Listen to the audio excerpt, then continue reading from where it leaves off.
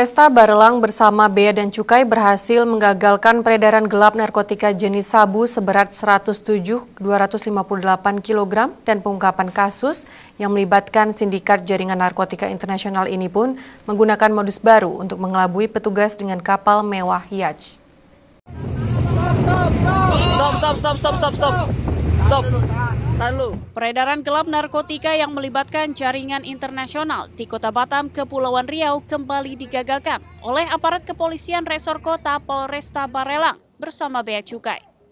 Sebanyak 107.258 kg narkotika jenis sabu berhasil disita dari 5 tersangka di perairan Pulau Putri. Wakapolda Kepulauan Riau Brigadir Jenderal Polisi Darmawan saat gelar perkara di Mapolresta Barelang pada Senin 20 September mengungkapkan ratusan kilogram sabu yang dibungkus dengan 104 bungkus kemasan teh Cina itu diangkut dari Malaysia menggunakan kapal cepat yacht.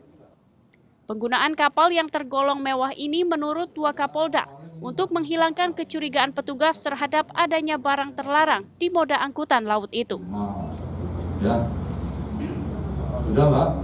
Oke. Sekarang ini kita sudah bersama-sama ya, tim dari gabungan Polresta Barelang bersama Bea Cukai ini sudah melakukan penangkapan sebanyak 107, kilogram.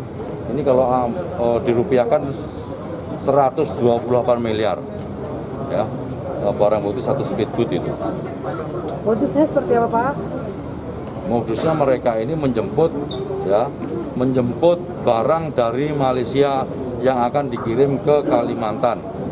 Nah, di tengah perjalanan kita dapat informasi, akhirnya kita bisa tangkap. Wakapolda menambahkan saat ini pihaknya masih memburu 1 orang tersangka lainnya berinisial JB. Para tersangka ini nantinya terancam hukuman mati. Dari Batam, Kepulauan Riau, Pradana Putra, Kantor Berita Antara, mewartakan.